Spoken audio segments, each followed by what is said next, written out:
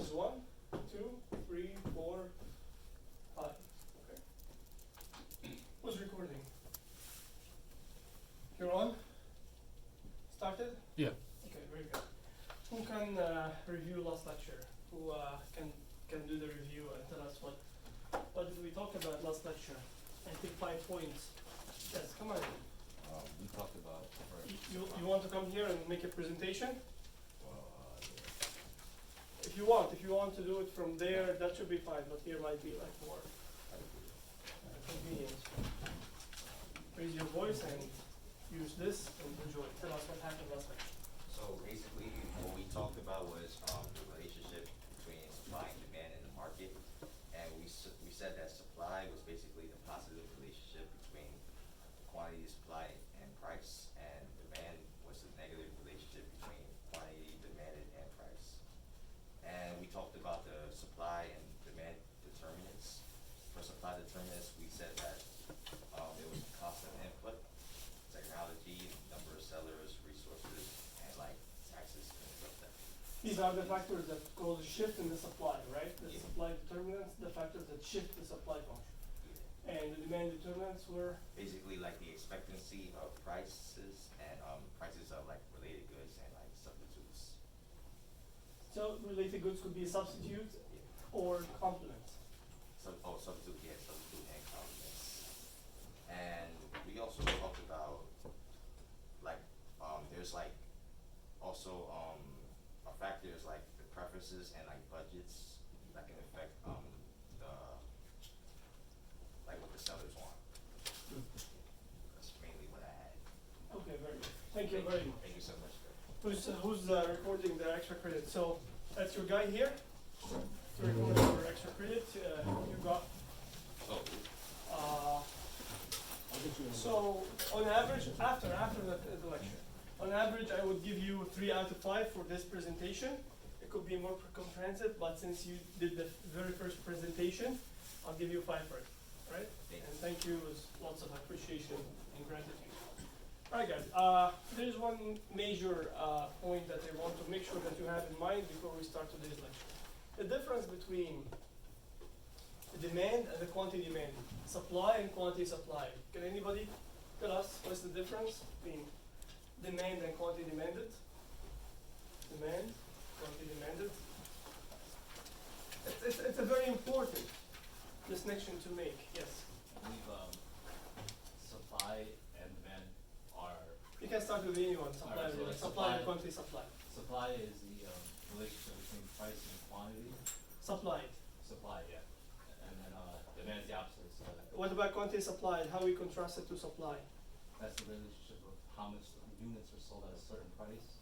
Okay, very good. So supply is a relationship between 2 variables. The dependent is the quantity supplied and the independent is the price, right? 2 variables. Quantity supplied is the dependent variable in the supply equation. This is very clear.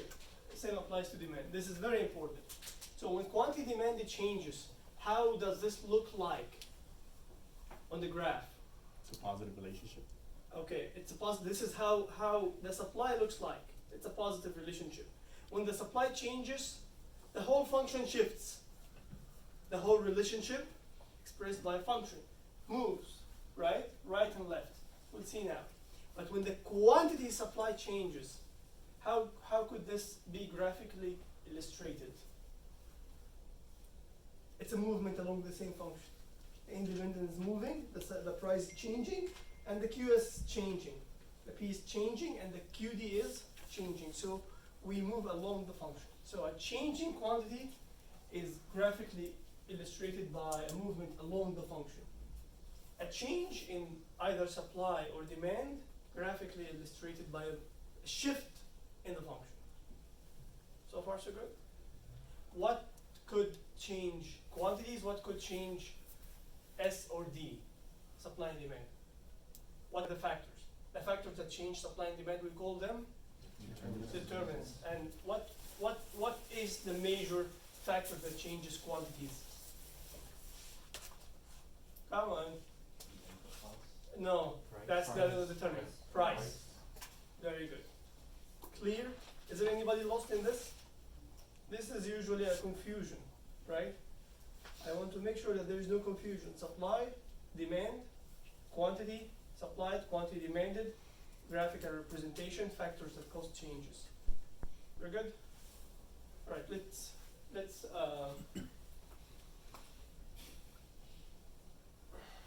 here we did the review, and here we are talking about the movement along supply and demand. If we have a nice supply here, it's a positive relationship between QS and P. If you're starting at this point, let's say at this P equal $10, quantity supplied could be 1,000 units of whatever. Now when the price go up to 15, quantity supplied increase for more than 1,000, maybe 1,200, right? Something like this. So when price increases, quantity supplied increases, suppliers get more excited to produce more, right? What about demand? The negative relationship between QD and P, starting from a specific price, P1 and QD1. When price go up to P2, where P2 is bigger than P1, QD decreases. It's a negative relationship, right? So when the independent variable changes, the dependent variable changes according to the function, to the slope and intercept of the function that describe the specifics of the relationship between the two variables. Very good. Let's contrast it with the shift. Let's see how the shift looks like. If one of the supply determinant caused an increase in the supply, let's think about it. More suppliers came into the market. More suppliers flowing into the market, or lower production cost, or better technology, or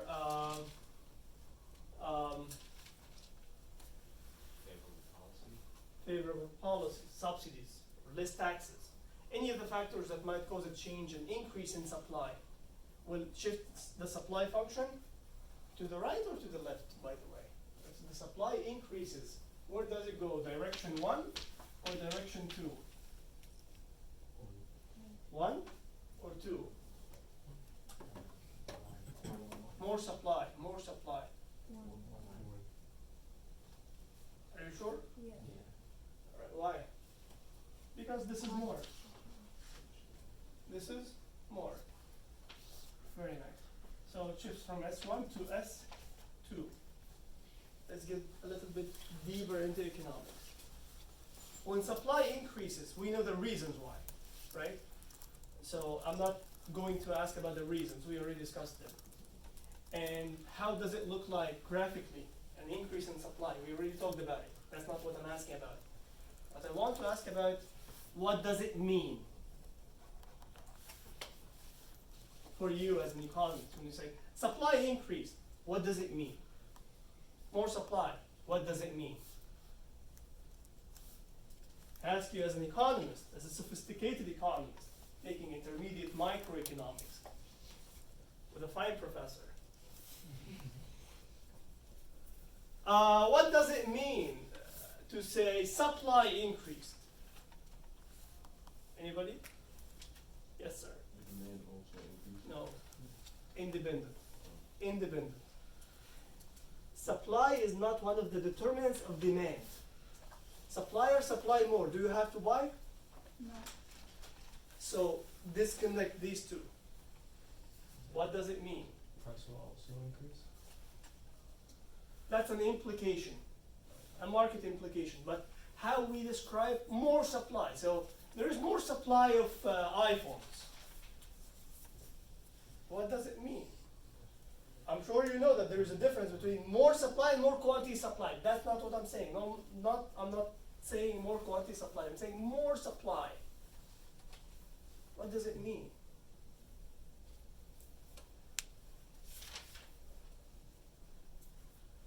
If I say more quantity supplied, you can say, oh, this must be like higher price led to more units being supplied. Very, very nice. So the dependent variable increased because of the increase in independent variable. That's what I'm saying, not what I'm saying. What I'm saying is more supply. Supply increased. How would you explain this? Or interpret the meaning of it. More supply. Yes. Suppliers have become more efficient at producing their products. You're going to a reason now. That's not what I'm asking about. You're trying to sneak into the determinants. I'm talking about the meaning of more supply, not the reason for more supply. So the reasons happened, and the supply shifted, and the graphical representation was made, a shift to the right. What does it mean? How could you explain this as an economist? Like, Starbucks is decided to increase the supply of whatever product that they're producing. Isn't it just they're making more of those products? That will be more quantity supplied. I'm trying to create a problem in your mind in order to solve it for you. Maybe some of you can solve it. The meaning of more supply. Yes? The profit maximization has changed, so it's better optimizing that model. No. Profit maximization, you mention it when we say, why quantity supplied increase when price increase? That's a profit maximization behavior. That's a profit maximization behavior. What does it mean to say supply increased? That's a different question. Do you understand the question, or do I need to clarify more? Is it clear?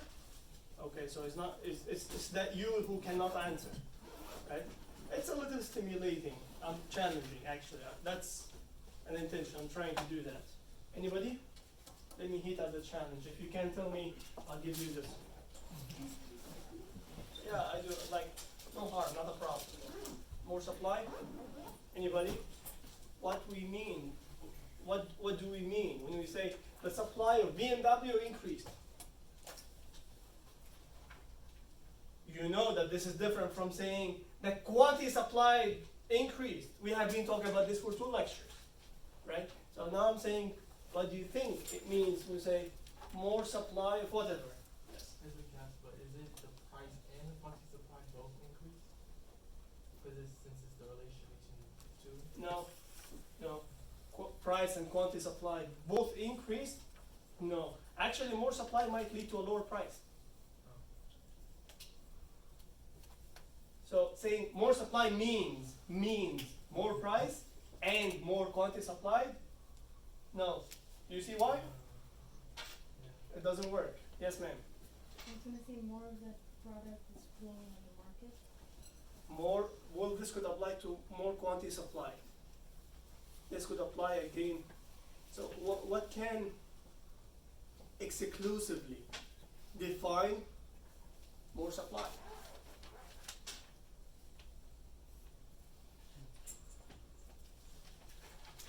Anybody?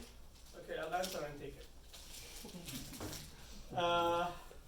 Well, you can say that suppliers would be willing to supply more units at the same price. That didn't change.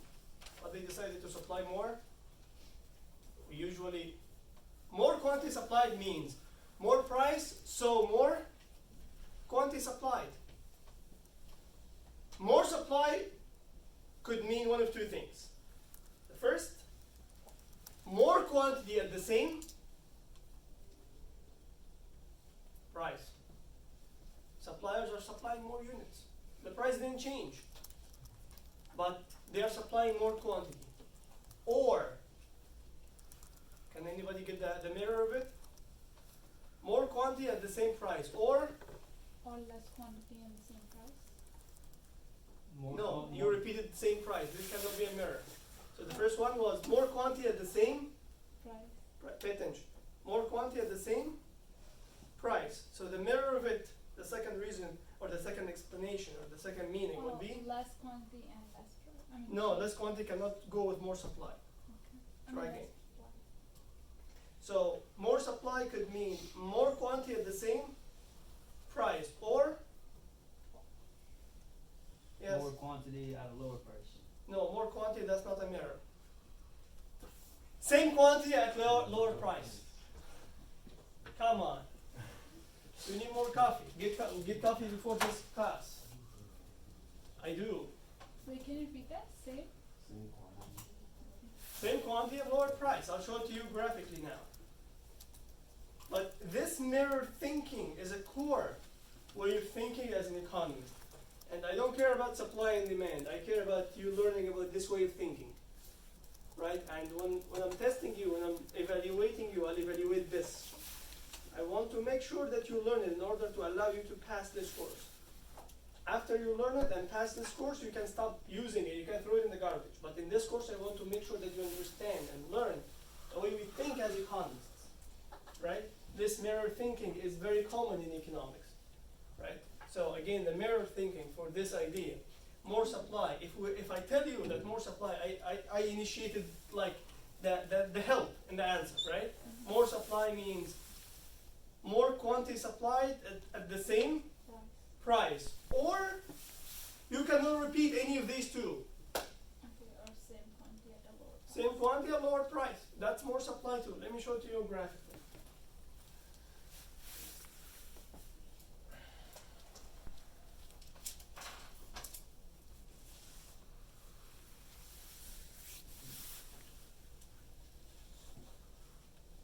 So, in order to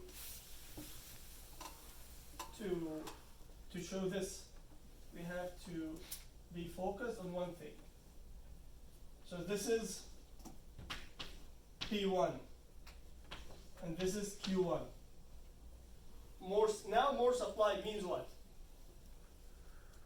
This is same price, and this is more quantity. Or where would be the other one?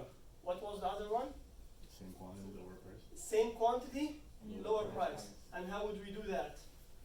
I just need to extend this guy, right? So same quantity, lower price. Same thing. More supply could either mean same price, more quantity, or same quantity. This is Q1, right? Lower.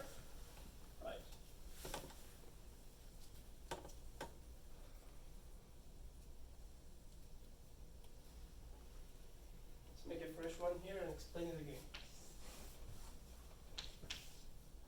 Supply is a positive relationship between quantity supplied and price. If I start with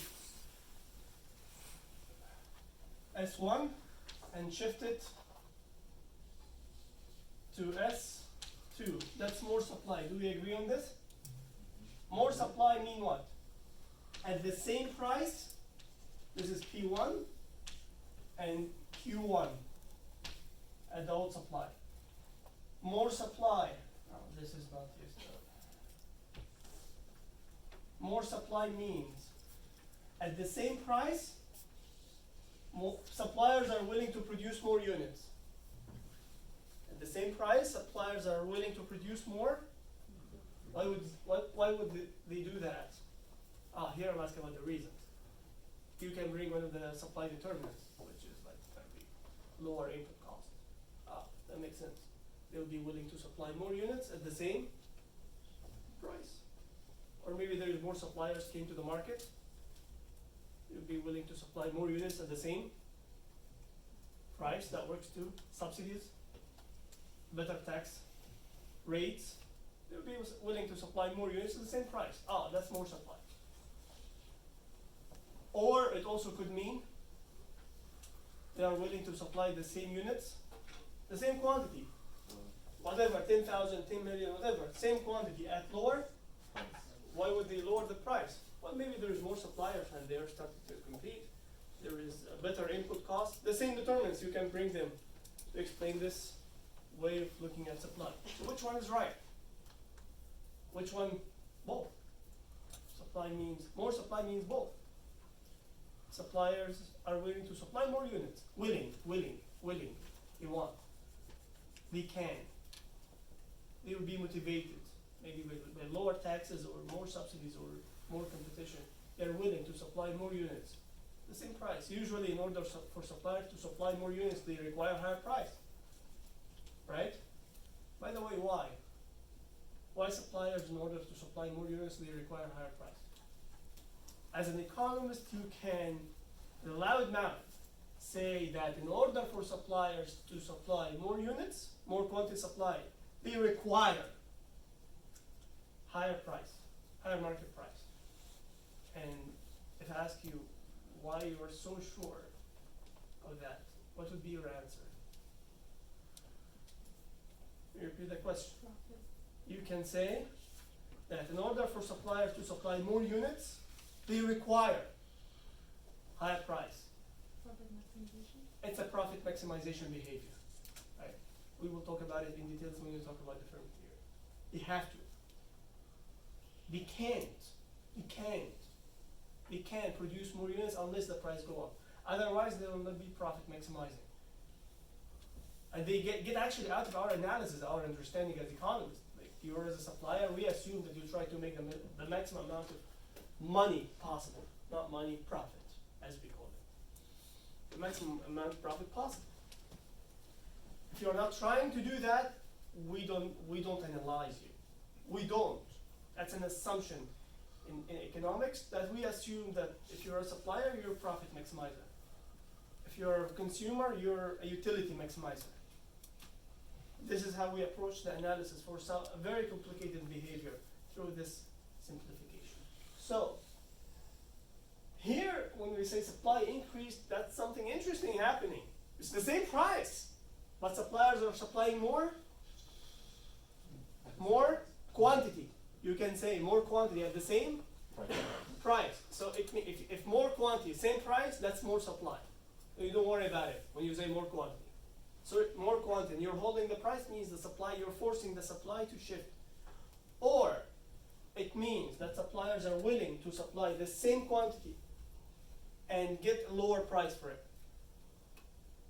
Okay? Let's do the demand.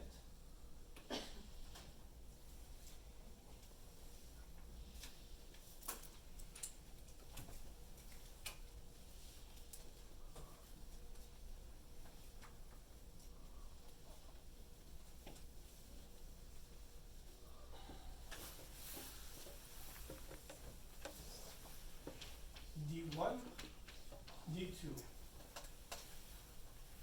By the way, which one is higher demand, D1 or D2?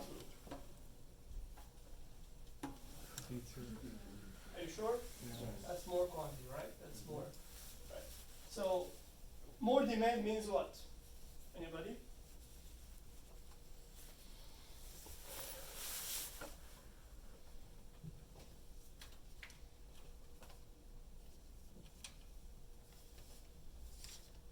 Yes, ma'am. More quantity demanded at the same price, Very good. Or or the same quantity at lower price. The same quantity demanded at lower price. At higher no, price. higher price. Can do lower price. It doesn't mean more demand, less demand. But good. Very nice. Very nice. So tell me again. Let me write it here.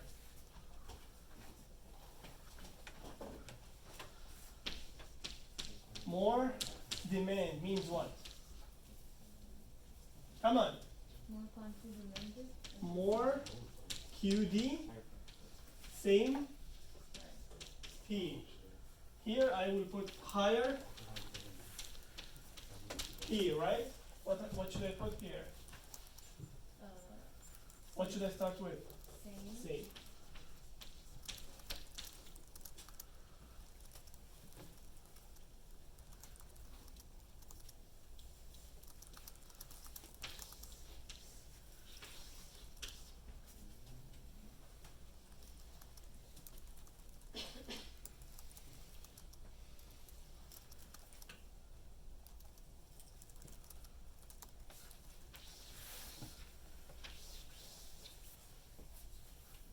In economics, we like to think in symmetrical ways.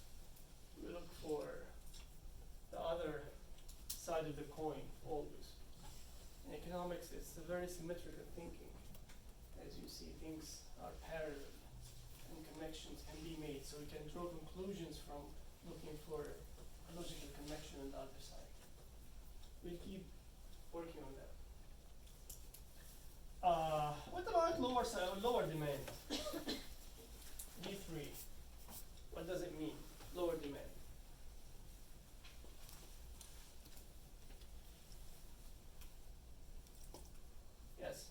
quantity demanded at the same price, Less QD at same P or at the same quantity demanded at a lower price. same quantity demanded, At a lower price. lower. That's less demand. Lower price. So, could you express the full meaning in full sentence? What does it mean to say the demand on Starbucks coffee has decreased?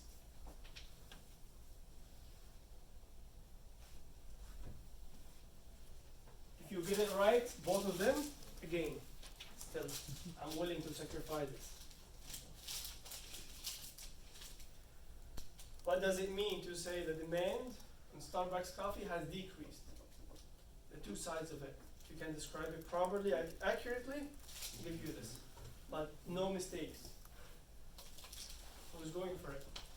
Come on. I would raise my hand the first one and give it a shot. Come on. Yes, ma'am. Oh, I took my time. You change your mind? Okay.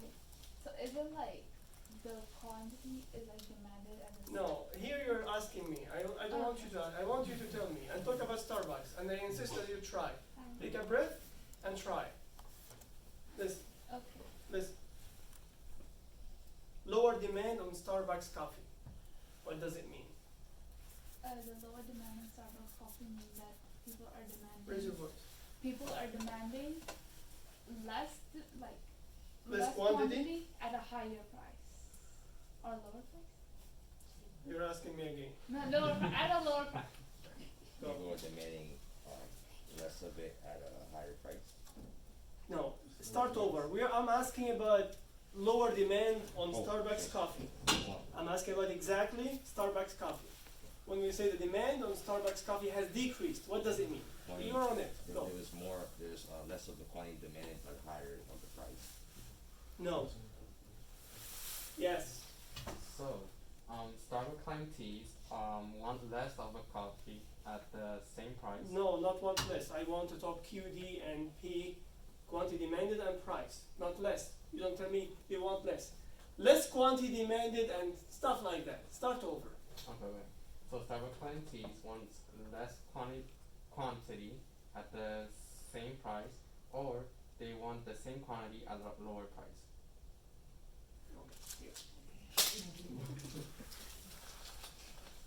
So less quantity demanded on the same price. People are buying less coffee. People are buying less coffee, but the price didn't change. People demand decreased. Or people, in order to buy the same quantity, like every day, they require lower price. And if the price doesn't go down, they buy less. So the demand decreased. What might have led to this decline in demand on Starbucks coffee? Like especially on Starbucks coffee. Think about a reason. Yes. Maybe like if something happened in the restaurant, like some sickness or something that's on TV, people their minds aren't from it. Preferences decline towards Starbucks. It's contaminated. There's something wrong with it, maybe. Okay. Yes. The price of substitutes have lowered. Could you give me an example? Dunkin' Donuts Yes. coffee Very nice. The price of Dunkin' Donuts coffee is lower. has lowered. I'm still not gonna buy it though. Sorry. Maybe 6 in the morning, 6 a.m. fresh after this. What else might lead to a decline in Starbucks coffee? Yes. The consumers are making less money. Less income, very nice. Or less consumers. People left the area for whatever reason, right? Very good. What about less supply? Can somebody tell us quickly what we mean by less supply? If supply shifts to the left, what does it mean? Yes. Less supply means there's less quantity supplied at the same price, or the same quantity supplied at a lower price. Very nice. Very nice. Take a moment, write it for yourself. I'm not going to repeat it. You can write it for yourself.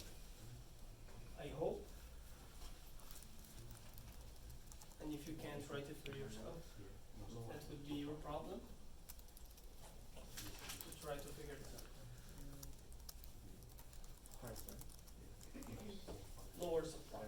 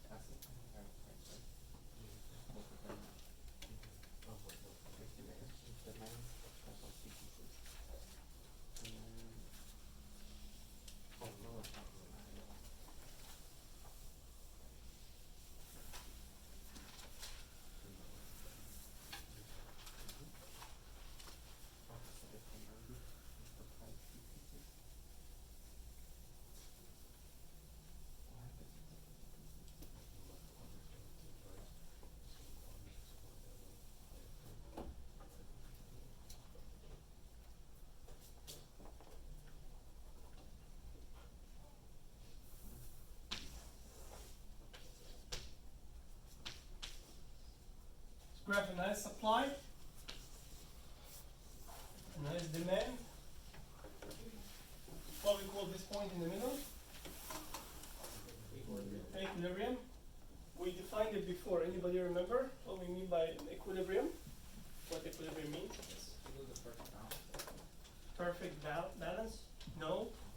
Yes. Perfect balance between two Nothing variables. perfect about any equilibrium. It doesn't have to be perfect. It could be a horrible equilibrium. It's an equilibrium, but it's a horrible one. Equilibrium doesn't mean efficiency. This is an important idea in this course. Equilibrium does not necessarily mean efficiency. Actually, most of the equilibriums that we know in economics are not efficient. Most of them, almost all of them, not efficient. So, going back, what equilibrium means. Yes, ma'am. A state of balance between the forces. Very, a state of balance. If we are talking about a market equilibrium here, we are talking about state of balance between supply and demand. Is it natural for supply and demand to balance or unnatural?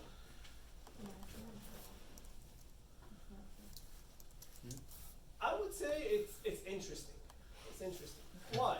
Because there is a conflict of interest. Do you see any conflict of interest between buyers and sellers? There is a very clear conflict of interest. Price. You as a buyer would love to buy for the lowest possible price, right? What about if I put you in a seller's shoes? You would love to sell for the highest possible. There's a conflict of interest, very clear here, right? So in order for these two people to have a state of balance, that's an interesting thing to happen, right? And it happens only in one point. As you see, look at the disagreement. These are thinking in a way, and they're thinking in the opposite way. Two different ways of thinking, right? Fighting about this, right?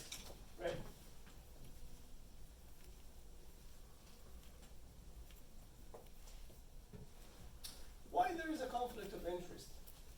Why suppliers would love to receive the highest possible price? Why buyers would love to pay the lowest possible price? Well, suppliers would love to maximize their profit. Get the highest possible price.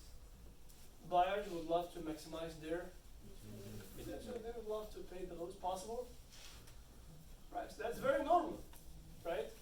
So buyers are all the way for the price. Sorry, sellers are all the way for the price. Positive relationship.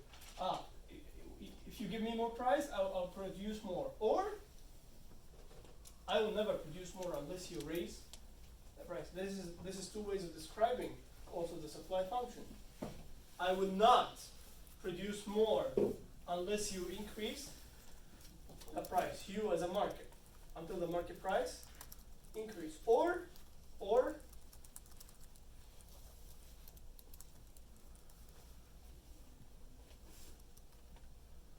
could be the same thing also. It's the same thing actually. Demand, I will not buy more unless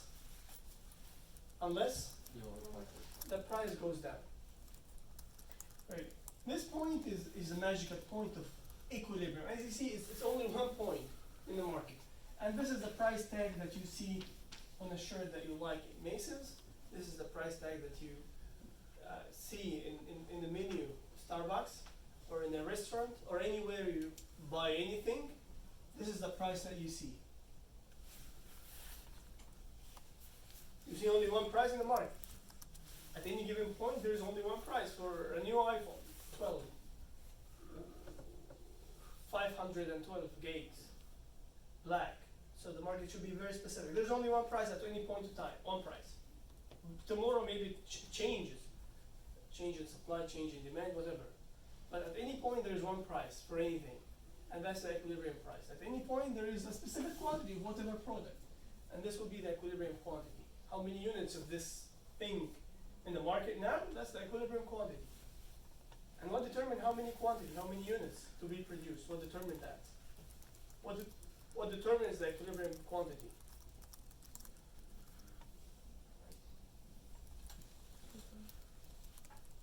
What determines the equilibrium quantity?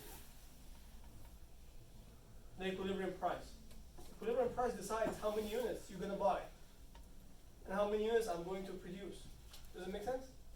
Me as a producer, I decide how many units based on the price. Me as a buyer, I decide how many units to buy based on the price. So the quantity demand is basically determined by equilibrium.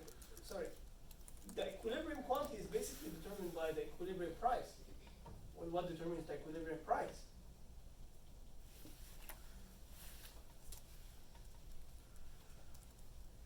The push and pull between supply and demand.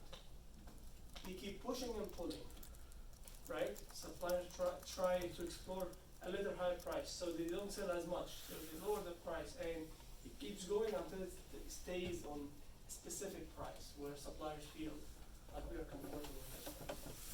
It takes time. It doesn't happen in one shot, in 1 second. It takes time, and it takes process that I will show you how this process works that leads to an equilibrium price. So you've learned it in maybe previous courses that supply and demand intersection price everybody's had. But there's a story behind this. How a specific exact price. This price could be a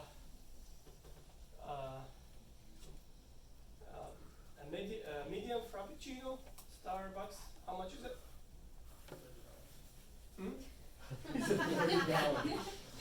How much? $30. You can find something like 3.75, something like this. You see this such price. What? 3.75? Who decides 75? Sometimes it's like 74, 99, 86, and so like, what? How this exact price is determined? That's an equilibrium price. Keeps swinging, keeps moving, the market keeps pushing and pulling until it rests there. Buyers are happy with this price. Happy means what? They buy all the units. If all the units are not sold, what's going to happen to the price? It has to go down, right? If the producers are experiencing an over demand, so much is being demanded, and the inventory runs out quickly, and it's so much, the price go up naturally. So it keeps going up and down until it rests on a specific price at which buyers are happy and sellers are happy. Happy in economics in this context means what? Happy buyers means what? Happy sellers means what? Happy sellers means Selling, labor. maximizing profit. Definitely selling everything is part of it. Happy sellers. What about happy buyers?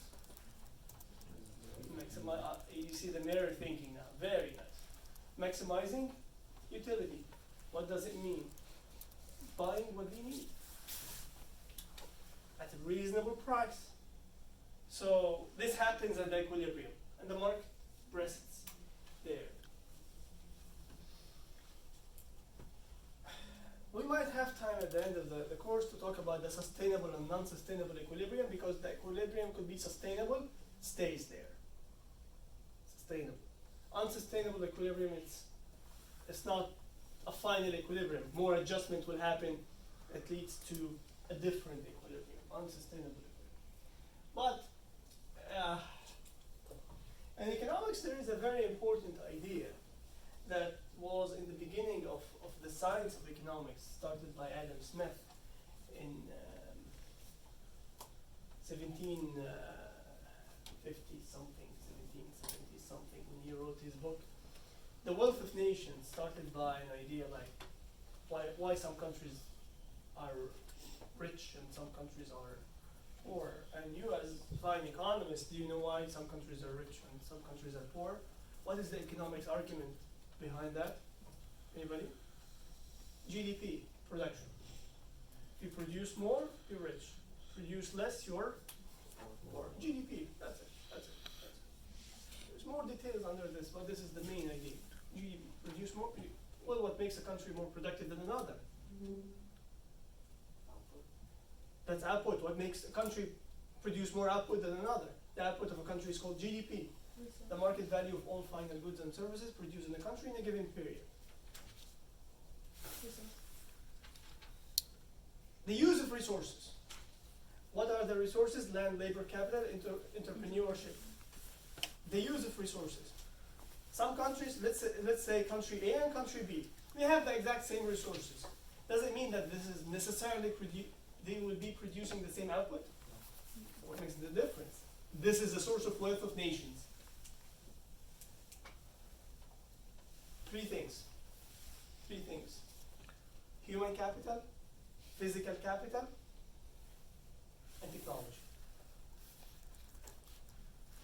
Human capital, the amount of education and skills of the labor force.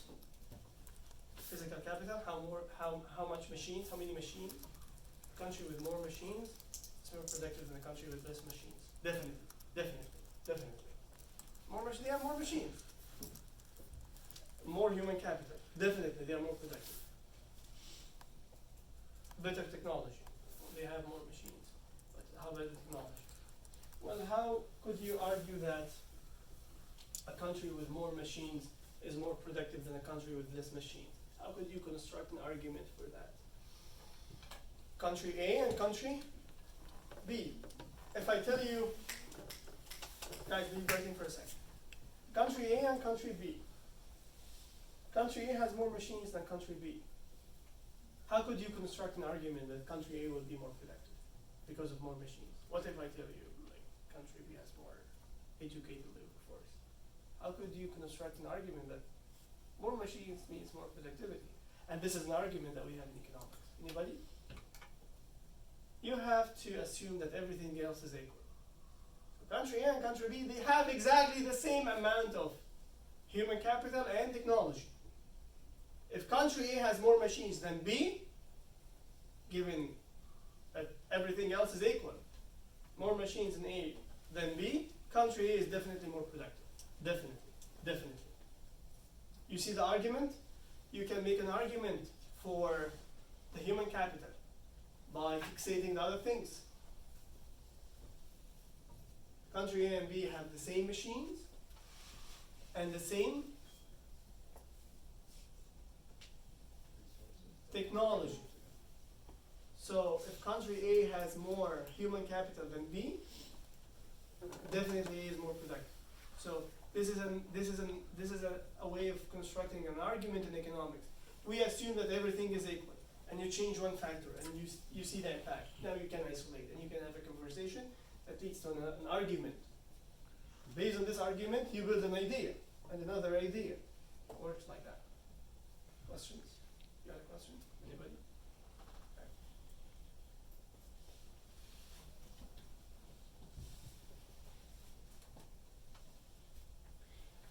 The idea that I was talking about that was in the core of the beginnings of economics as a science, the idea of the invisible hands.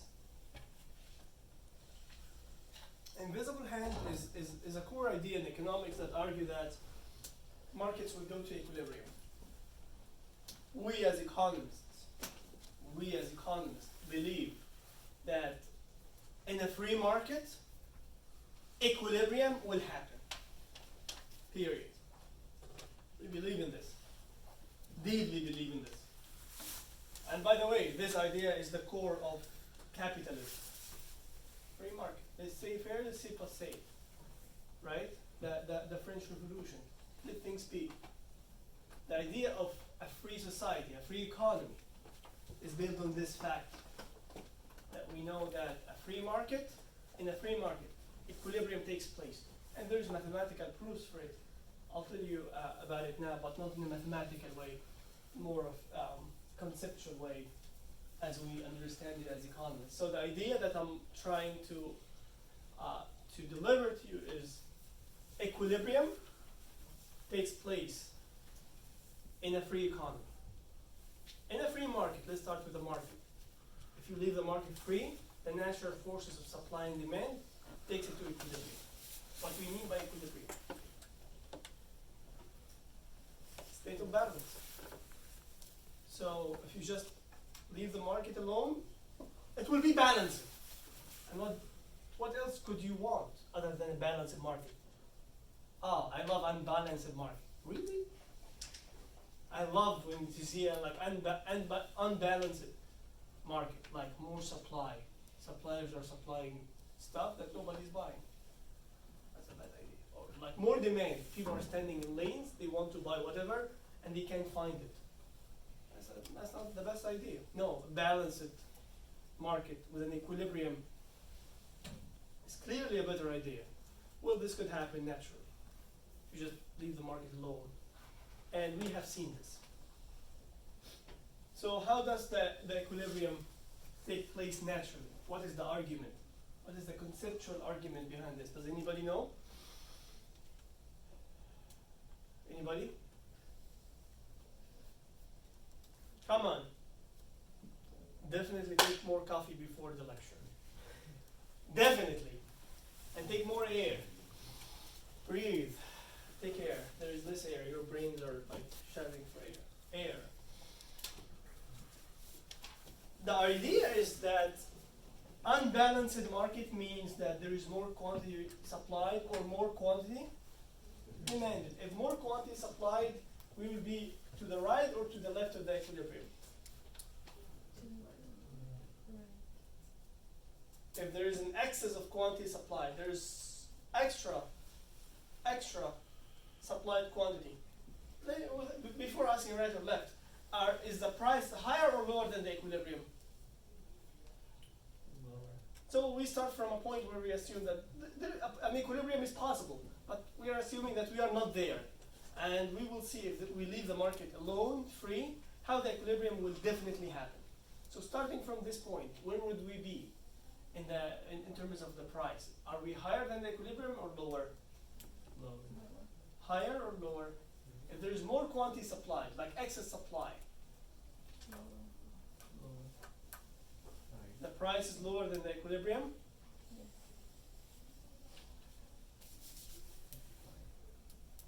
If quantity supplied is bigger than quantity demanded, it seems to be somebody's too excited and somebody's like too depressed, demotivated. So who's too excited? Suppliers. Why would they be too excited? higher price. And also this will depress these other guys. They will buy way less, right? So definitely, if there is an excess quantity supplied, it means this unbalance is happening at price higher than equilibrium. Everybody's convinced?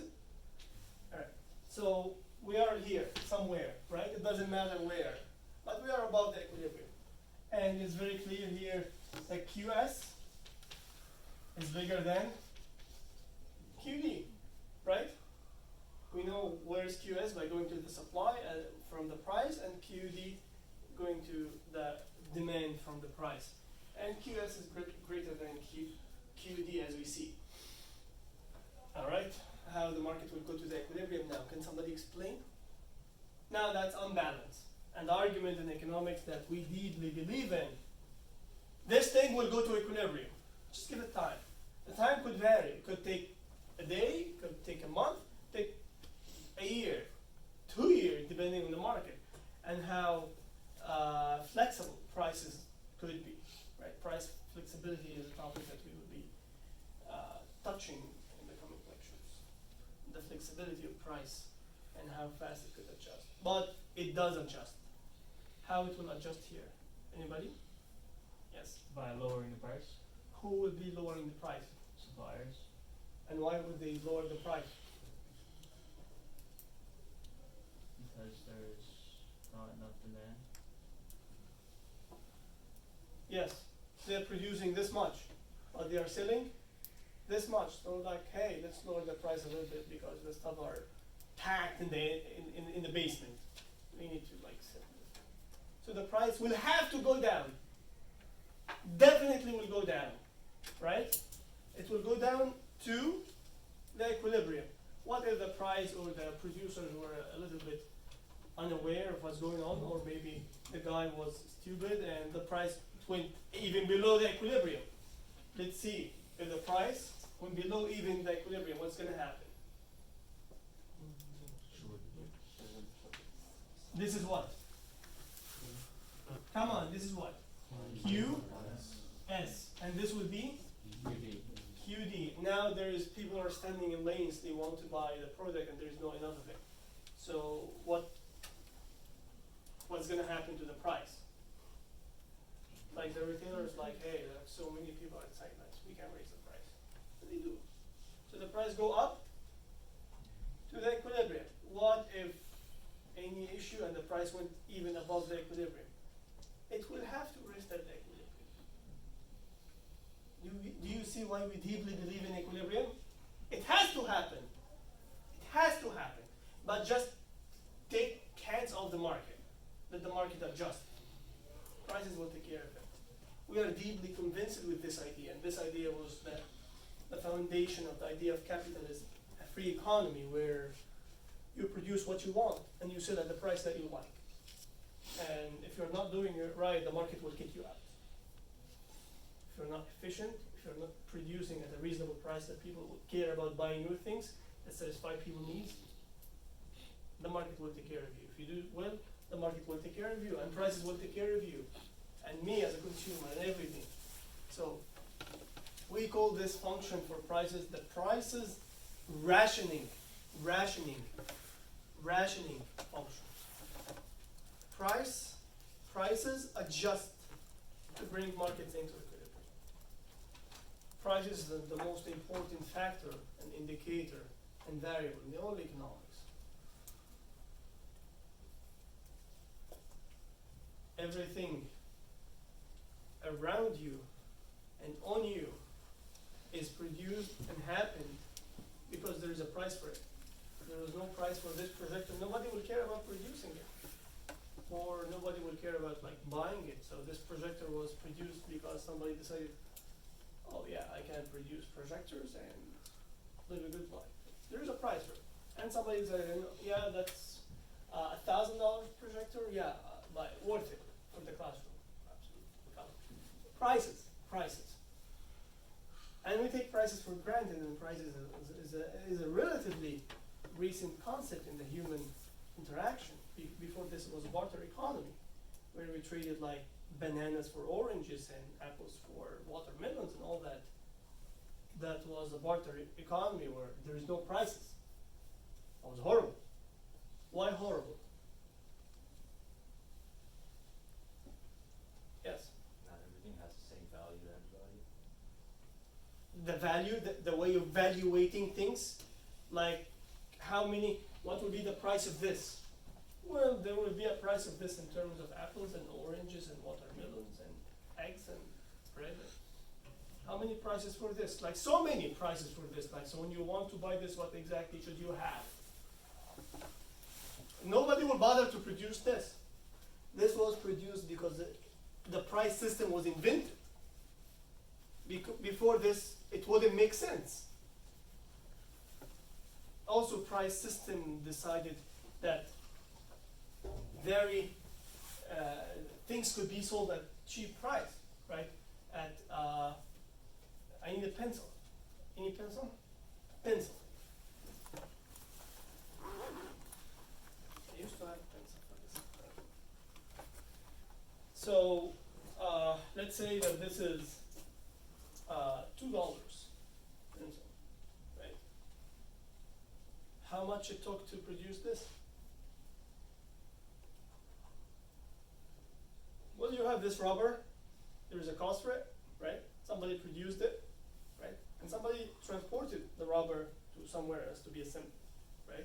So there's the production of this, and there is the car who transported this. And there is the green color. Somebody produced it somewhere, right? And somebody transported to put it on this. And somebody produced the plastic outside. What about the plastic inside? And somebody produced the graphite inside, right? And somebody assembled it together, and somebody transported, and somebody produced the container that had this, and somebody produced the ink on the container for this, right? And at the end of the day, you buy it for $2. How this is possible? Well, because the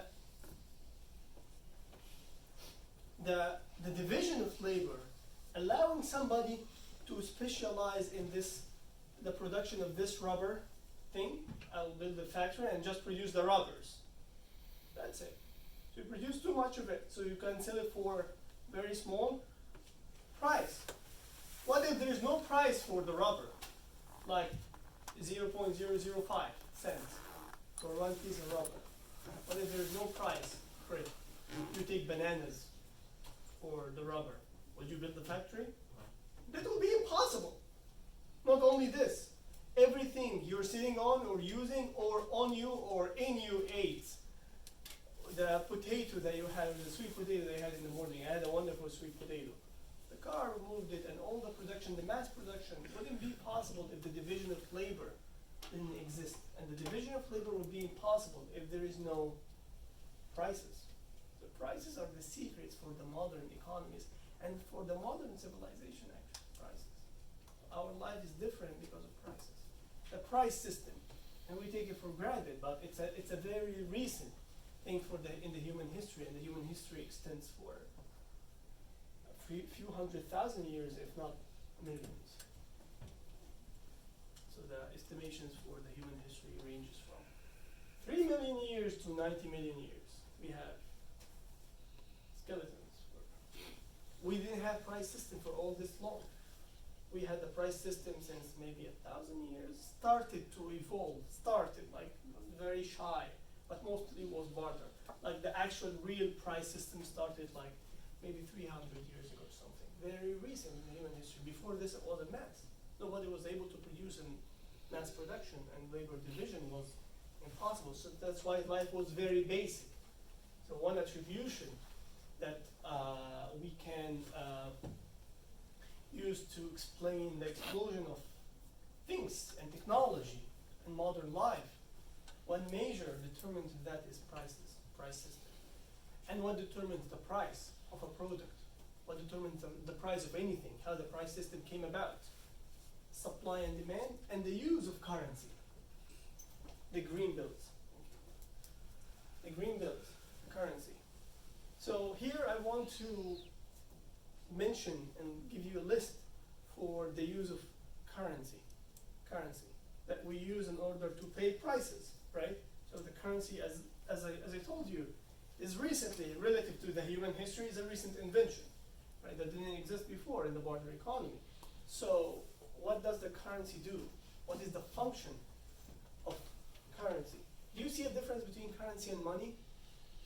Or they are the same thing? Which is more general? Currency. No, money is more general.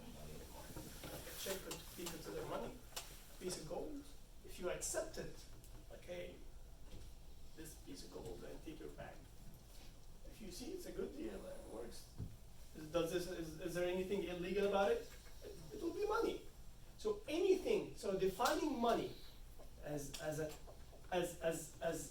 sophisticated economist taking intermediate economics with a fine professor could be any medium acceptable for exchange. That's money. Any medium acceptable for exchange. An important definition for what money is.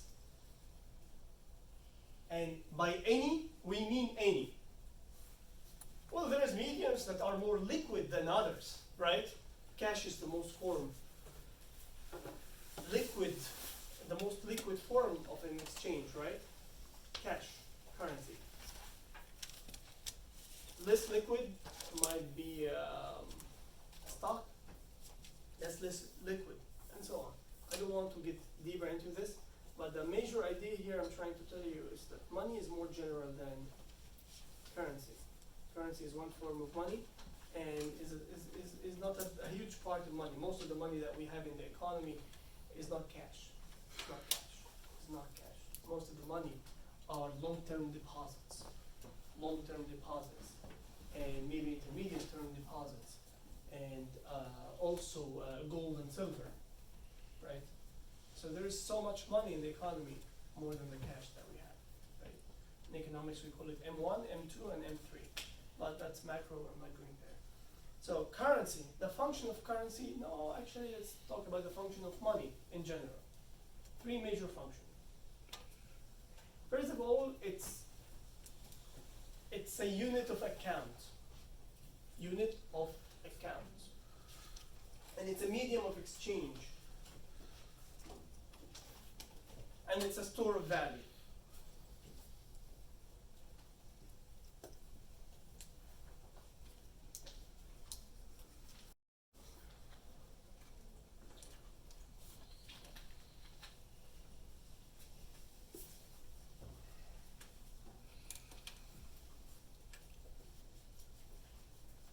Unit of account,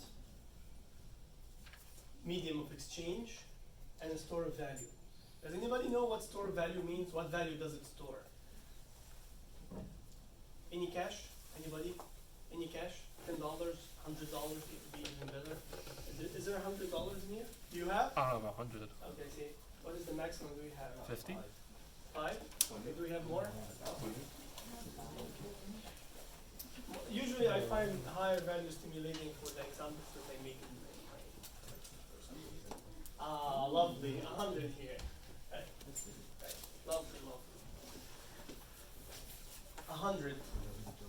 It's a store of value.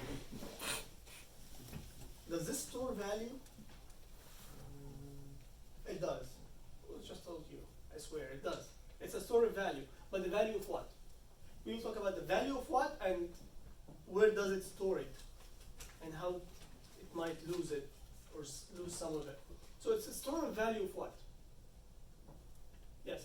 The government or government securities? No. Not the government. The government actually relationship with currency is very insignificant.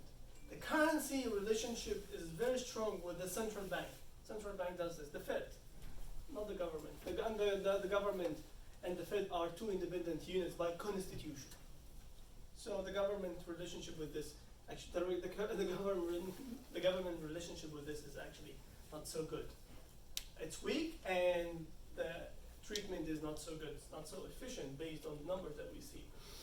But what value does this store? Somebody's playing with the phone. Pay attention. What value does this store?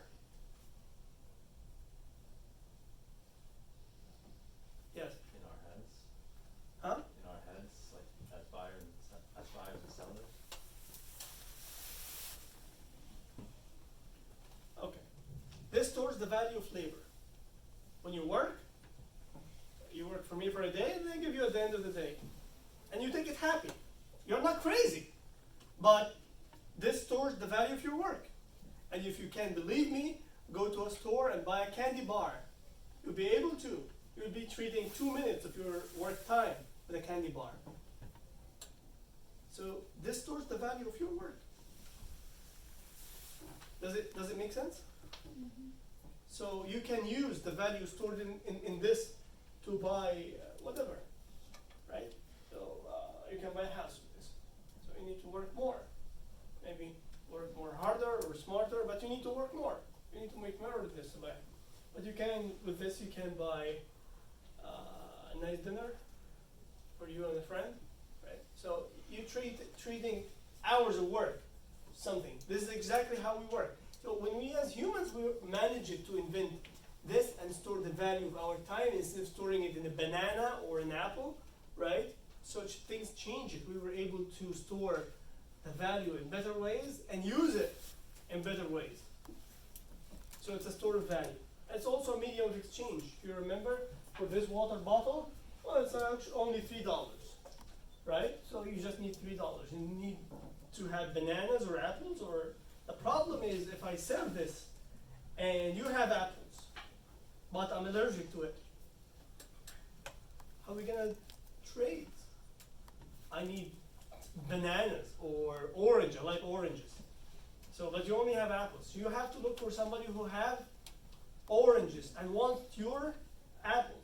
But if the person who has the oranges doesn't like apples either, they like watermelons. So you have to look for somebody who have watermelons and go change.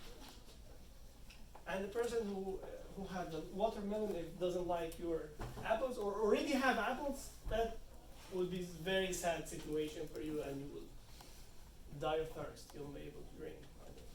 Right? So having this, that's a medium of exchange. We use it to exchange here, like quick transaction, right? You can go to a bodega and boom, boom, out, right? In less than a minute, right?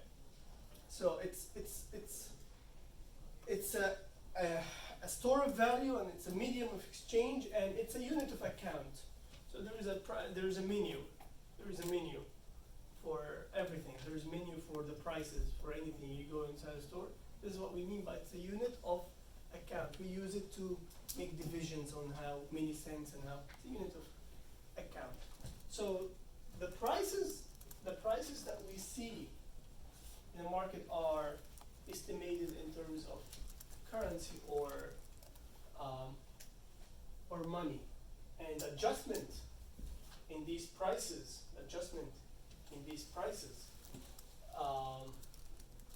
happens naturally, automatically in a free market. Now, let me ask you a quick question. This as store of value, how good this could be as a store of value?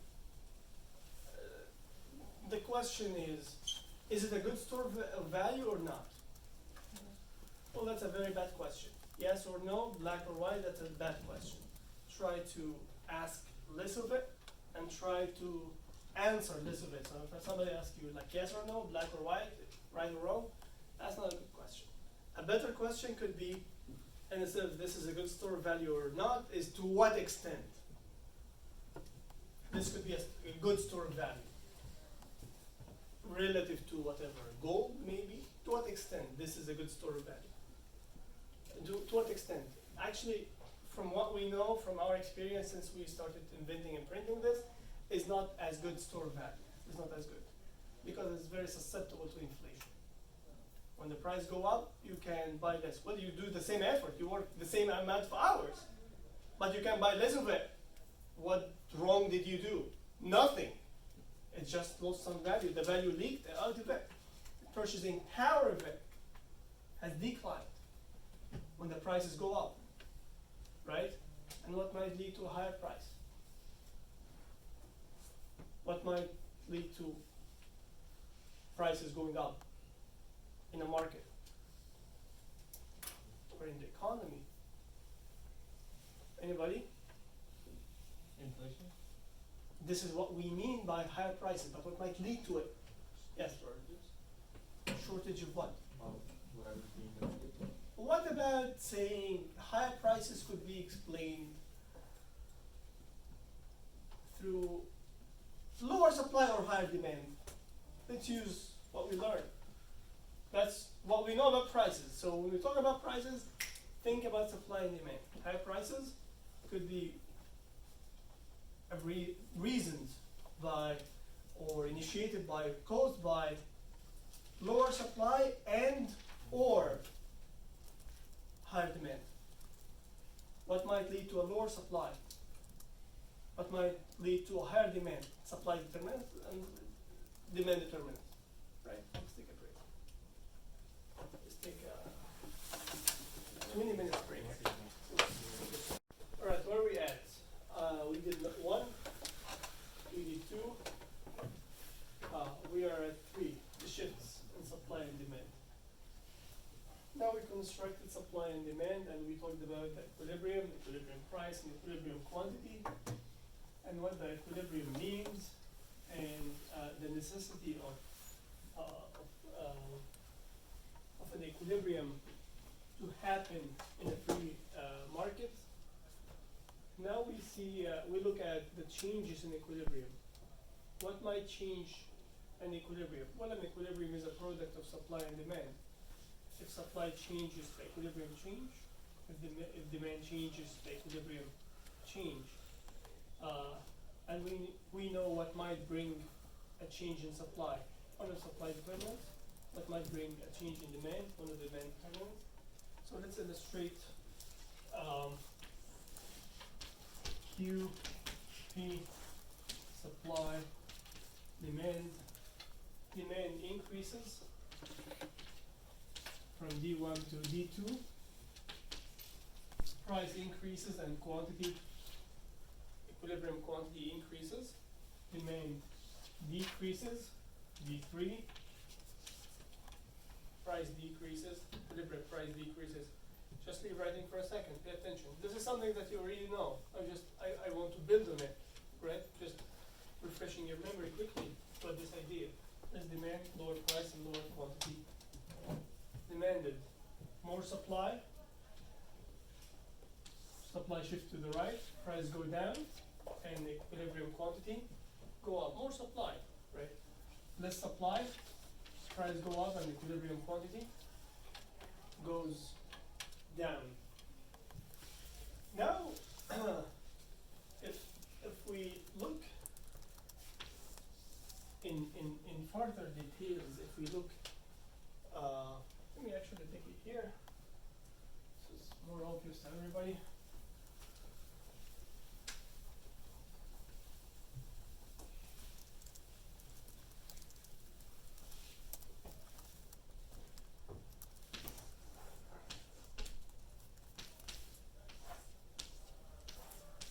Let's say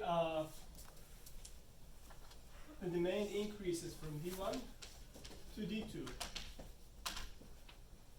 Why the price go up? We know the equilibrium price will go up, right? We know. Now the question is why?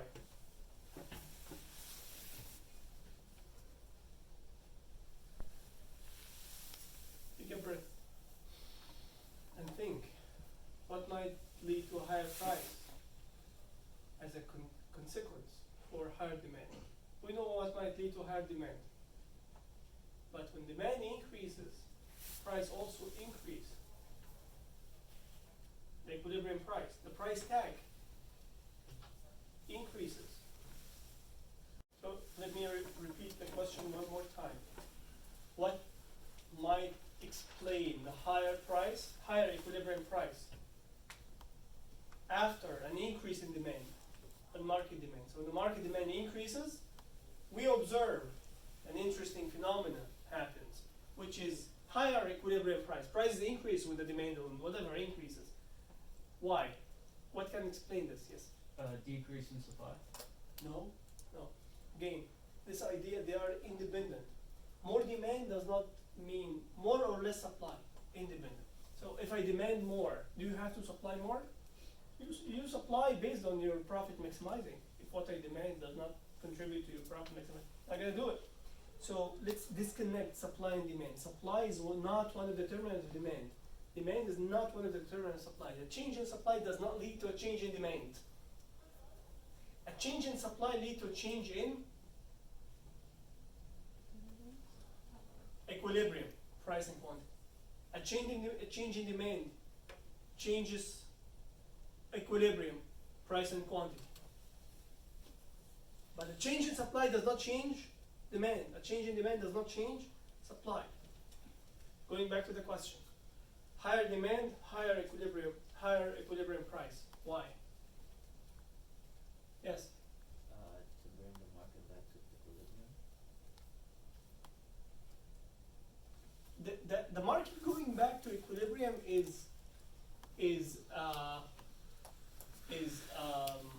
phenomenon. Is a phenomenon that happens. What leads to this phenomena is the price adjustment. Price is moving, right? If they are flexible and free, right? So we see this a movement in price and a price adjustment to be a higher price whenever we see a higher demand. The question is, why? Why price adjusts this way, moves up when the demand increases? Let's look here. Now let's say the demand increase, and you know what we mean by demand increase. Buyers are willing to buy more at the same price. Let's keep it this way, keep it simple. More demand, buyers are willing to buy more at the same, right? So let's say the demand increased today. More people came to the neighborhood, right? Or to the city, or whatever. More income, or any of the demand determinants that lead to a higher demand. And demand increase. Does the price increase in the same day? No. It doesn't, right? So what happens is this, right? So the equilibrium quantity is Q1, while people want to buy Q2, and the price is at P1. Do we see that this is the current situation? Demand increase, the price didn't adjust, it didn't have time to adjust yet, right? It might take a couple of days, maybe a month, maybe more, maybe less, but it doesn't adjust immediately. So what happened here is that there is what we call this. Where is the quantity supplied now? Still at the equilibrium. Quantity supplied and quantity demanded, we're here at the equilibrium. Now there is one quantity migrated from the equilibrium, which is the quantity demand. Now quantity demand is bigger than quantity supply, and what we call that in economics? Shortage. Very nice. And shortage means what? QD is bigger than QS. And what kind of pressure this shortage will place on prices? Upward prices. Upward pressure. That's the reason. That's the answer to my question. What leads to a higher price? Shortage created from a non-immediate adjustment of prices. This leads to an increase in price. What I'm saying is simple and common sense, right? But you as an economist should know it and have it organized in a smooth flow of thoughts, right? So again, what leads to higher price? What leads to higher price is that the shortage that was created because of higher demand and the non-immediate adjustment prices. Price does not adjust immediately, takes time, which creates shortage. So shortage means QD is higher than QS. So when the price go up, what happened to QS? No, just pay attention. When the price go up, from your knowledge as an economist, a fine economist, when the price go up, what happens to QS? Increase. What happens to QD? Decrease. So we get back to the equilibrium again. The shortage is the price adjustment will eat the shortage, right? QD is bigger than QS, right? At a specific price. Very nice. This shortage will create an increase increase in price. The increase in price increases QS and decreases QD until they relax at the equilibrium. This is the mechanism of an equilibrium happening, right? Let's play the other way around. If demand decreases, what do we observe about prices? Equilibrium price will decrease. Now can you explain it? Why, when the demand decreases, the equilibrium price decreases? That's a common sense, but the reason is usually not discussed. Why would the price, why we observe a decline in equilibrium prices when the demand decreases? Yes? Because there's a surplus, QS will be greater than QD. Very nice. So here, this would be QS, same way, didn't change. This would be the new QD, lower demand. When the demand decreases, people are not buying as much. So what's happening here? What's happening? Sellers are not selling what they produce. Well, QD is less than QS. Why? Well, demand decreased. Are you following? So the demand decreased, so people, the buyers are not buying as much, so the sellers are looking at inventory being stored in the basement. They want to sell it, so what's going to happen to the price? Has to go down. They have to lower it, otherwise they will not be able to sell what they have. And that doesn't look good for the profit maximization. So the price would go down. And when the price go down, what happens to QS and QD? QS, when price go down, QS goes down, and QD goes up. So until equilibrium is restored again.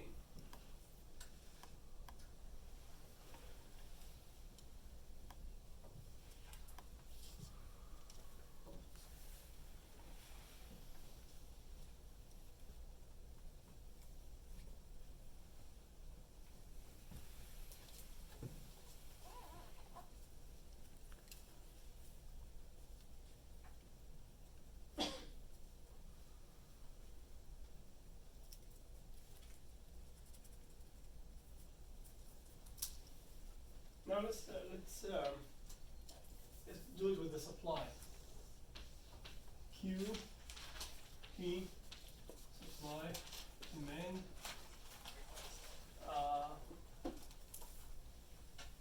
Let's do more supply. S1 and S2. If this is P1 and this is Q1. And this would be the new equilibrium here. This is the E1 and this is E2. So when supply increases, we observe a lower equilibrium price, right? When the supply of something increases, the price of it decreases. And why?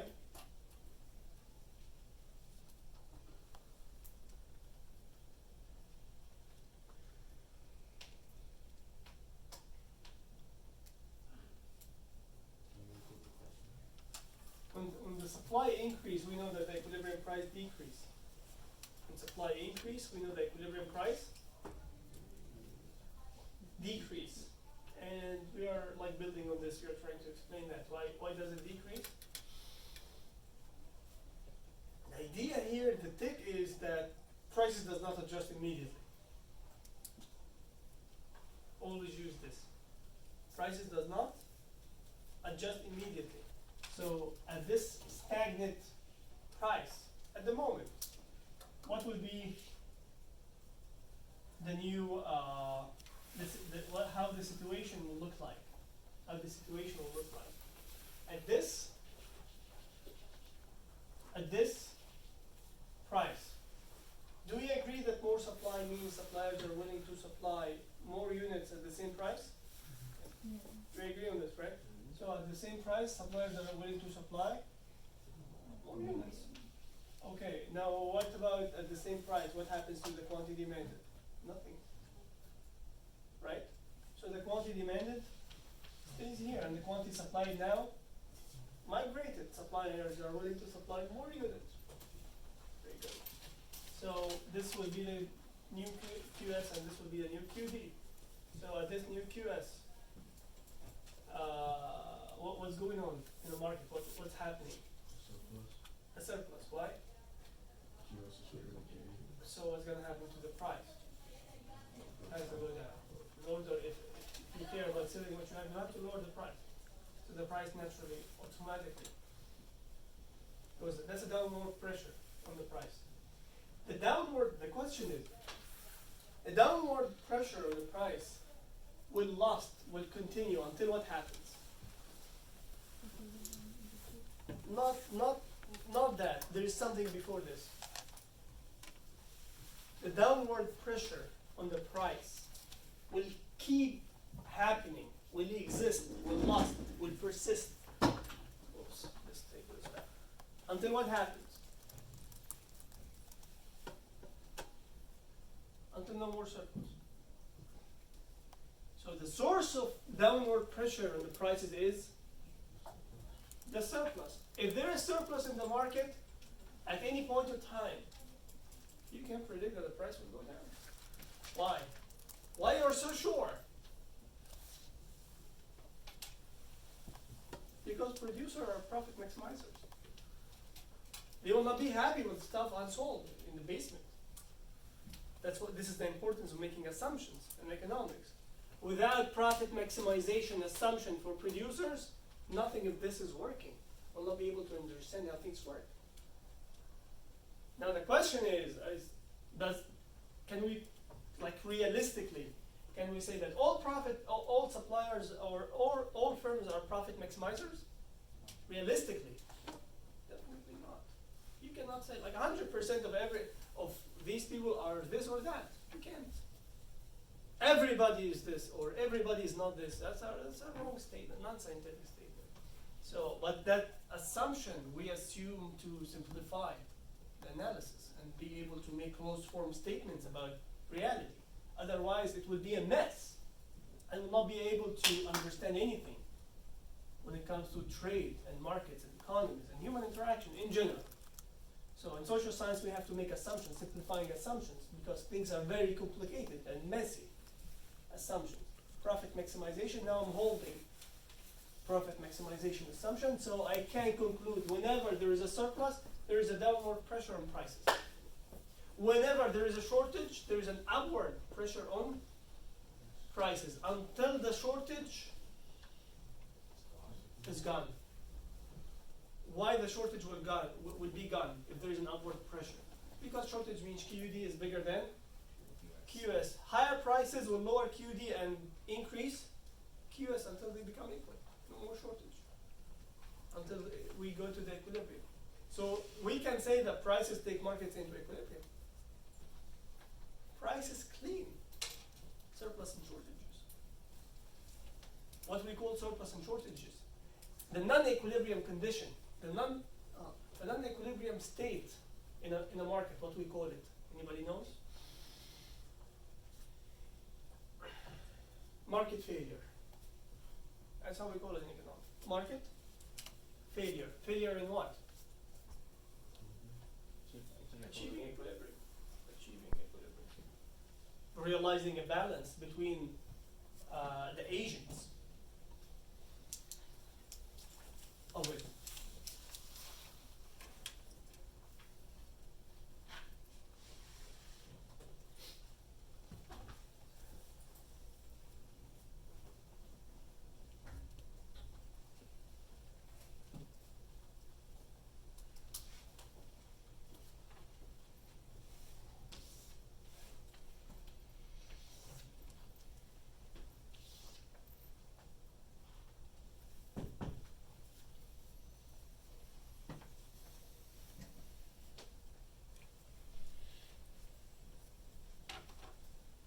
Let's do the consumer surplus and producer surplus. Anybody can define what is consumer surplus?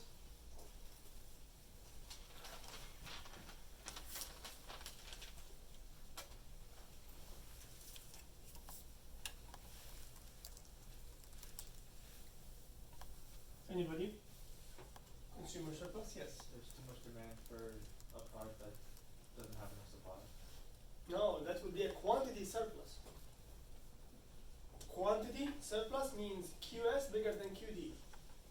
Quantity shortage, quantity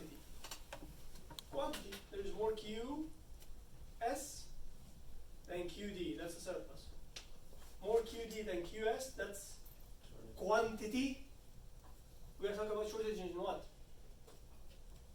In quantity. Quantity supply, quantity demand. Contrasted to consumer surplus and consumer surplus and producer surplus. That's a different concept. Anybody knows what consumer surplus is? I've studied before, maybe? Yes. The difference between the price that's actually paid and the consumer's willingness to pay, like the price they're willing to pay?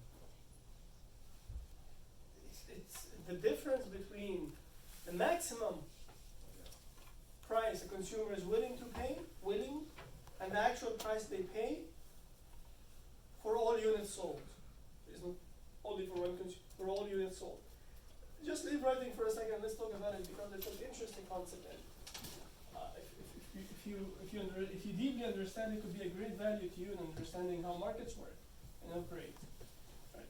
So now, can somebody define what is quantity surplus again? One more time. Quantity surplus, because we will contrast it to consumer surplus and producer surplus. Quantity surplus means what? Yes. Yes. Anybody? Yes. So, this quantity surplus is basically having more supplies than what the customers, what the customers buy. No. Quantity surplus means QS bigger than QD. That's it. Quantity surplus. What about quantity demand? Quantity shortage. Yes. QD bigger than QS. That's it. And how much is the shortage? How much is the difference? Just take the difference. This minus this. Quantity. So when we say surplus or shortage, we are talking about quantity basically. We say surplus or shortage just for short. But we are talking about quantities. Now we contrast this with consumer's surplus. Let me show you the consumer surplus. How does it look like in the market and what is the significance of it? A nice supply, a nice demand, a nice equilibrium, Q star and P star.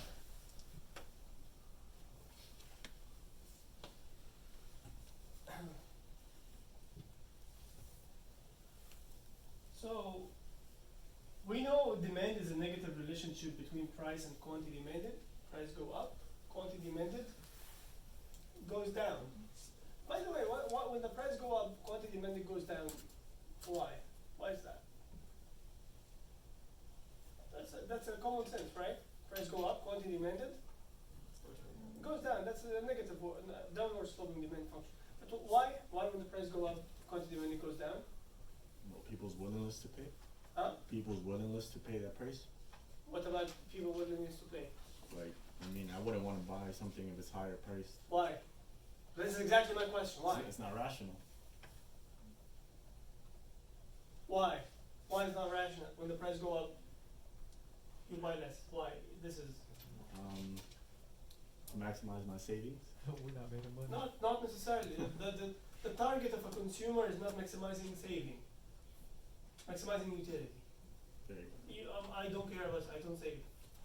I could be a consumer, but if I say I don't try to maximize utility, I'm not a consumer under economics analysis, at least standard economics. That doesn't happen. That's an assumption. Utility maximizing. When price go up, quantity demanded goes down because simply some people will not be able to afford it. Does it make sense? Some people will decide like, no, it's not worth it anymore. Does it make sense? Basic. Also, some people will decide, yeah, I still can afford it, but now it's expensive for like the benefit I get from it. I'm not buying it. It's not worth it for me anymore. It's not that I can't buy it. It's that I won't buy it because it's becoming expensive. So that's why when price go up, quantity demanded goes down. The consumers gain, lose some people who will not be able to buy the product at the higher price. Affordability. That's the income effect. Another thing is that some consumers like no, they're not worth it anymore. I'll go buy Dunkin' Donuts instead. Starbucks becoming more expensive, not worth. Dunkin' Donuts is fine. It works. So that's a substitution effect. But at the end of the day, when the price go up, quantity demanded goes down. So we can say at this price, this number of people would be buying this quantity, right? This quantity could be, let's say every person buy a unit, right? Let's make it simple. One person buy 1 unit. Could be one person buying 5 units, another person buying 2 units, another person buying 5 units at this price. This is the price per unit, by the way, right? This P is the price per unit. It's not the total price of everything, of all that.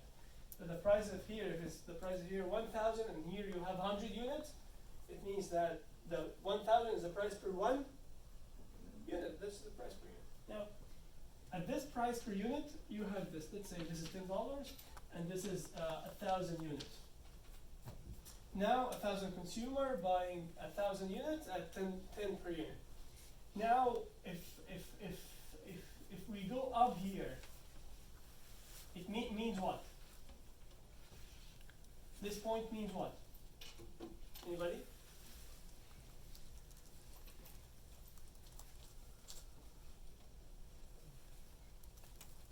Yes. And you say that's a lower quantity demanded? At a higher price. Higher. So it's without saying that the market moved. This is a point on the demand function. It shows what? At this price, maybe 12, there will be how many units sold? Less than 1,000. Let's say 700. So 300 units were lost. 300 consumers left the market. Some of them might not be able to afford it at 12, and some of them don't think that it's worth 12 for them. But apparently there is 700 people who decide like that. No, instead buy it at 12. Right? Does that make sense? All right. What is the highest possible price on this demand function? The highest possible price. Where is it? Continue what you're saying. The intercept. Where? Which point? This one. The intersection between the demand function and the price axis. Right? Almost this one crazy guy who's willing to pay this much for and buy 1 unit of this. There's some, and this is, let's say this is the iPhone price, right? And this is, let's say, $1,000 phone, $1,000 phone, right? And there is 10 million buying the new iPhone. Do you think somebody might be willing to buy it for 1,200? Some people would be willing still. How much you think this price could be? 2,000. Any other estimations? Like 4K, 10,000. 100,000. Do you think there's a guy who would be willing to buy a new iPhone for 100,000? Willing. This is ideal. Again, it's theoretical, but here it makes a lot of sense in order to understand the dynamics of the market. This is how we think about markets. So there is a maximum possible price in any market, right? So the $100,000 crazy guy of an iPhone, buy the iPhone at the end of the day from the Apple store for how much? Equilibrium for 1,000. So who gets out of the Apple store the happiest? Who's the happiest guy who buys an iPhone in the Apple store? The one that highest willingness to pay. With the guy with the highest willingness to pay. Let's talk about the willingness to pay. What the willingness to pay communicates to you in that sense? What does it mean? How much benefit you get from it? The higher benefit you extract from whatever you're buying, the higher willingness to pay you will feel, right? You have no idea about my willingness to pay for a Kit Kat bar. It's very subjective. Maybe it's connected to my childhood, my dad bringing it like child. I don't know, but I'm allergic to it, by the way. But it's so funny, but I was able to find my equilibrium. It's an equilibrium between preferences and the heart, right? So, how many Kit Kats per month, right? And experimenting. So, willingness to pay in economics, willingness to pay is equivalent to utility. This is an important idea. Please write it. Your willingness to pay for something is equivalent for the utility that you drive for this something.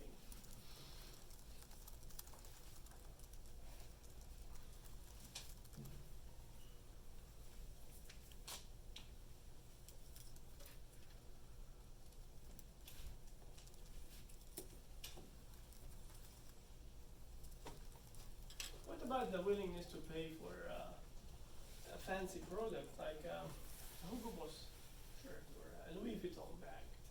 What is the willingness to pay? It's so high willingness to pay. Why? Because, Brand. It's a brand.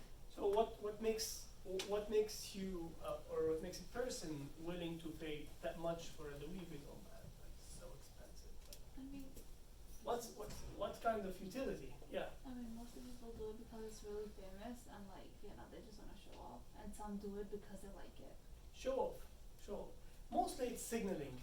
It's a signal for wealth, an ability to buy. And this is a desired trait for people. Like, I can afford this. It means I have a job, right? Or a stream of income that enables me to buy a bag like this. Right? And that shows some sort of ability to survive and earn and some sort of signaling that help people to attract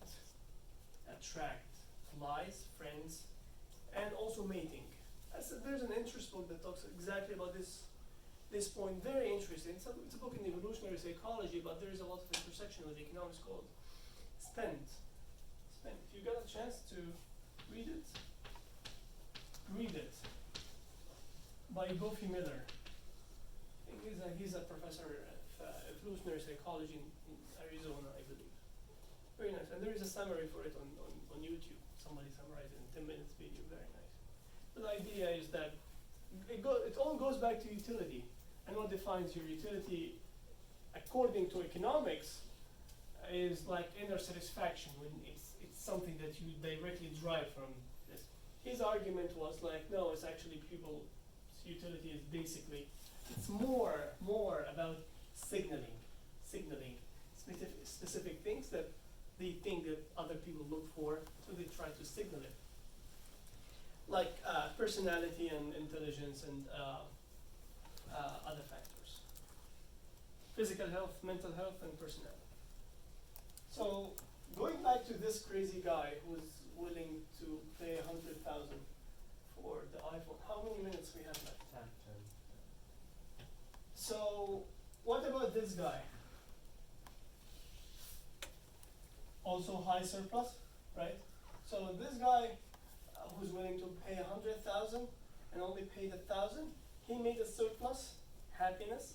He goes with a smile, with the size of $99,000, right? This is how big the smile is. You don't want to see that; it'll look hilarious. Okay. The second guy with a little bit smaller smile, maybe $98,000. Another guy. And you sum up all the smiles here and you end up with consumer surplus. So this is the sum of the smiles for everybody.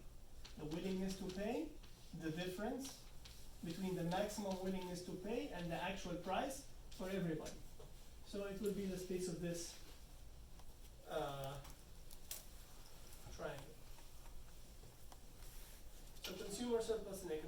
formally defined as the difference between the maximum price buyers are willing to pay, the difference as consumer surplus. The difference between the maximum price buyers are willing to pay and the actual price they pay, in brackets, basically that's the equilibrium price, for all units sold, for all quantity. If you don't add for all units sold, here you're talking about one consumer. You have to add up everybody, all the consumers, all units sold.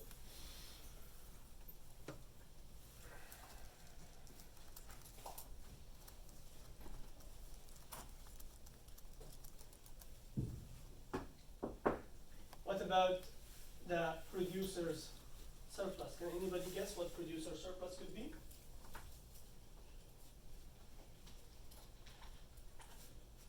Is there such a surplus for producers? Yes. Maybe that's the difference between the lowest price they're willing to sell for and the actual price they sell for. For all units All sold. units sold. Excellent, that's it. So,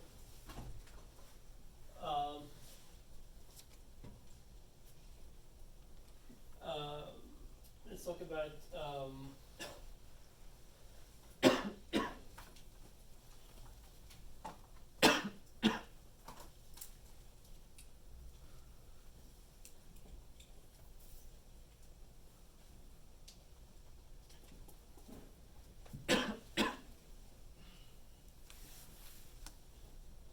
let's say backpacks, right? Market backpacks, and there's many producers, and the average price per bag is something like $100, right? About $100. Do you think there is somebody in this market, some supplier who's willing to sell the bag for 90? That's still worth it? You think?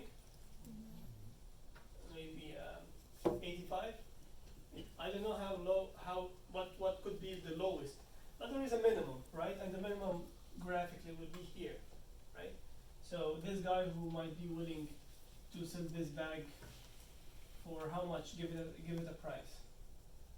If this is equivalent to 100, give me a number in here. Any estimate? That's $2.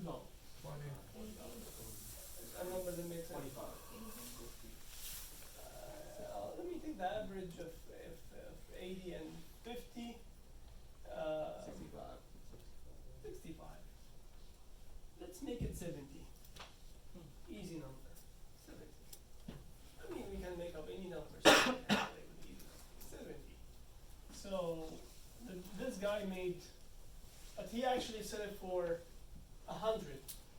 Well, if he's willing to receive 70, why? How possibly he or she could be able to sell it for 100? And the producer is willing to sell it for 70. I mean, that's the lowest, but still, how could possibly they sell it for 100? Good price, good deal, right? That's welfare theory, right? What about the welfare producers? Well, again, the same thing. The producer would be fine for selling it with a price of X, and they end up selling it with X plus. So that's a welfare for the producer also. That's a surplus. That's a bonus to the producer. If you add up the consumer surplus and producer surplus, you end up with what we call the market surplus, total market surplus. Total market surplus. We as economists care a lot about this surplus. It's important to us. Why? Because it means people welfare. And we are interested in that so much. Which market produces the highest welfare to consumers? That's a beautiful question. Which market produces the highest welfare? Total welfare. Which kind of market? Oh, that's serious economics now. You see the question? And how big and how beautiful it is? Which kind of market produces the highest welfare? Highest total welfare. We as economists, do we care about the distribution of welfare between consumer and producers? Absolutely not. Absolutely not. We as economists care about the total welfare. And we know which market produces the highest total welfare. We know. Anybody knows?